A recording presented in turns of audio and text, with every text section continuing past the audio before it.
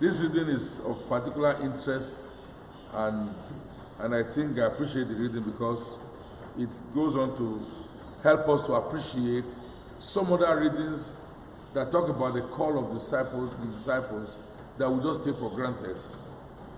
This reading, the gospel reading we took today, is quite appreciative of that. It helps us to understand what some of those people went through. Because each time we take the gospel reading and we are told, Jesus says to this, follow me, it just follows. It appears that it's just as easy as that. So it is also good for us to see a reading like this where we see the consideration of what is called the nitty-gritty of what it entails to follow Jesus. It's not just easy to just stand up and say, I want to follow Jesus. So we have these three persons who either expressed the desire to follow Jesus or were invited to follow Jesus. But in any case, it was a call to discipleship. The first was that person who said to Jesus, I'll follow you wherever you go. And of course, Jesus had to let him know that foxes have holes, birds have nests, and the Son of Man has nowhere to lay his head. If you take this in contrast with in St. John's Gospel, for instance, Andrew and his companion, who were originally followers of St. John the Baptist, and who upon hearing about John talking about Jesus, now followed Jesus. They didn't even say to Jesus, we will follow you wherever you go. They followed Jesus. They had the desire to follow Jesus, so they made people to follow Jesus. And when Jesus turned and saw them, he said to them, who do you seek? They said, Rabbi, where do you stay? Where do you live? Jesus said, okay, follow me. And then they followed him, and they stayed with him that whole day, we are told. So if you have the desire, you take the step. You make the move. It is not that you have desire, I want to follow you. Show it by action, your action. It's not just that, okay, some persons make that promise, that they procrastinate. Well, I will do it. That's what I say in all the cases. I will do this. They want to plan to do it. So this same person falls in that category. Or the person, I will follow you wherever you go. Why don't you start following him? You didn't need to tell him to follow him. Jesus had to move with crowds. He moved with crowds. A lot of people moved with him. Many of those were just disciples, but they were not part of the 12. But they had so many other disciples, we are told. Just follow if you want to follow. You don't need to announce, I will follow you, I will follow you in the future. I will follow you. Not I am following you or I have followed you. I will follow you in the future. It is futuristic. He expressed his desire to follow Jesus in the future. I will follow you wherever you go. I just obviously knew that this man did not know what it is to follow him. And then he told him more about the details of following him. He has nowhere particularly to stay. So you have to pray for that. Then, of course, we're not told whether or not he still did, but obviously, such a person will definitely not be able to follow because he's still planning. It is still in futuristic terms. Then, so you know that Jesus says, follow me. But he said, Lord, I will first go and bury my father. I like to say this one in contrast with the two sons of Zebedee, James and John, who were mending their nets with their father. And then Jesus said, follow me. They abandoned their father and their nets and followed Jesus. You see, again, they didn't have to settle issues with their father, whatever. As soon as they got a call, they abandoned everything, they followed Jesus. That is what the call to the gospel requires and demands of us. You know, when God calls, oh, that today you listen to his voice, harden not your hearts. If today you hear his voice, harden not your heart. You follow immediately. That's what it requires. This one says you want to go and bury his father first. And in some scriptural analysis, they tell you that the father was even still alive. He wanted to go home, stay with the father. Until the father was dead, then he would not come and look for Jesus to follow Jesus. What if he dies before his father? Then he wouldn't fulfill his mission. That was his mission. So when Jesus calls, immediately you answer.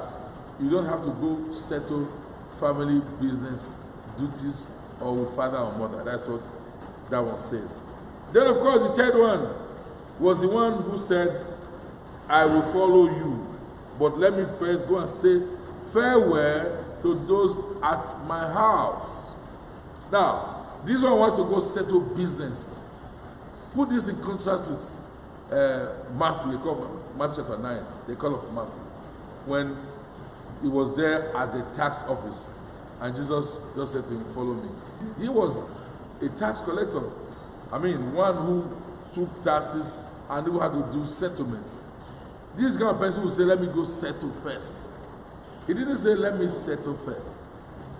He left everything and followed Jesus.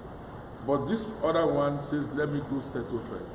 Let me go settle business with my home. Let me go settle duties. Let me go say farewell. The call of Jesus is an urgent one and requires urgent attention in our lives. When Jesus calls you, when he calls, no one would even understand.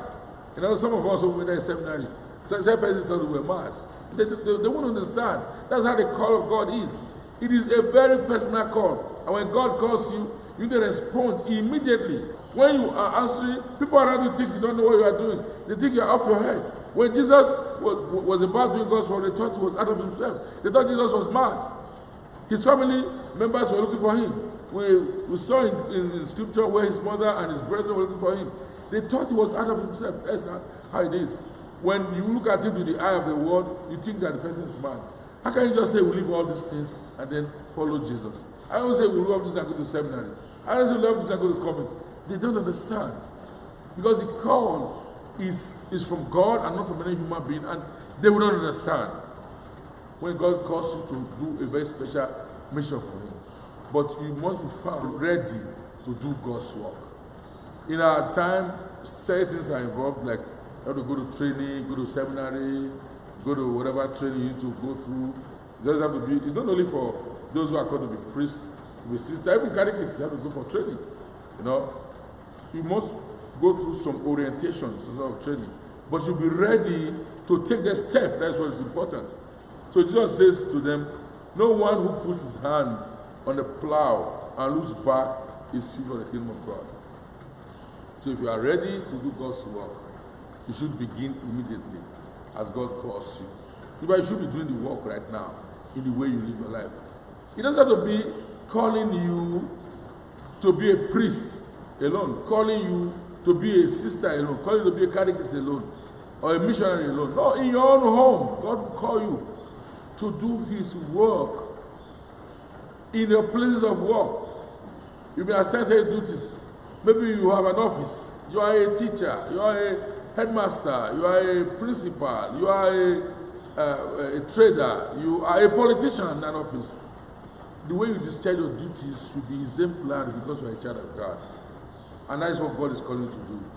People should see you doing the work of God. When he calls me, I will answer. When he needs me, I will follow. When he calls me, I will answer. I'll be somewhere working for the Lord.